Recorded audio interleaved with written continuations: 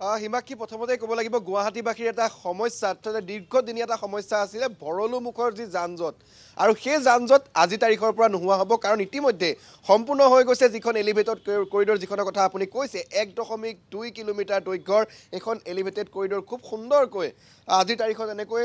সজাই পৰাই তোলা হৈছে কাৰণ কেইটামান মুহূৰ্ত সন্ধিয়া আচলতে 6 বজাৰ লগে লগে মুখ্যমন্ত্ৰীগৰাকীয়ে আনুষ্ঠানিকভাৱে মুকলি কৰিব গুৱাহাটীবাসী ৰাইজৰ বাবে কাৰণ দীৰ্ঘদিনীয়া যিটো সমস্যা আছিলে আপুনি যদি জালুকবাৰীৰ পৰা আহে গুৱাহাটীৰ চহৰৰ অভিমুখে তেনেহ'লে আটাইতকৈ বেছি যান-জঁট হয় ভৰলুমুখত আৰু সেই ভৰলুমুখৰ যান-জঁট হ্ৰাস কৰিবৰ বাবে ভূতনাথৰ পৰা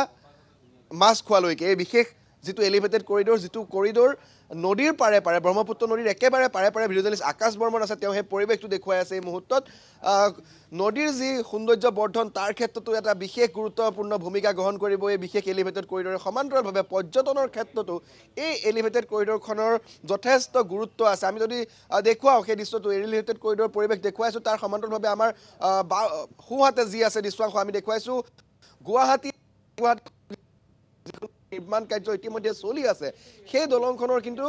একেবাৰে গাতে লাগিব এইটো এলিভেটেড কৰিডৰ অৰ্থাৎ এই এলিভেটেড কৰিডৰ আজি তাৰিখত যেতিয়া মুকলি হ'ব মুকলি হোৱাৰ পিছত ভৰলুমুখৰ যিটো যান-জঁট সেয়াটো হ্ৰাস হ'বই সমান্তৰালভাৱে ব্ৰহ্মপুত্ৰৰ যিটো নান্দনিক পৰিৱেশ সেই নান্দনিক পৰিৱেশেও কিন্তু এইটো প্ৰান্তত আহি পৰ্যটকসকলে বা বিভিন্ন প্ৰান্তত বা গুৱাহাটীবাসীয়ে আহি তেওঁলোকে ভাগত বা সন্ধিয়া ভাগত উপভোগ কৰিব পাৰিব আৰু বিশেষকৈ খোজকাঢ়িবৰ বাবে পথাচাৰীৰ বাবেও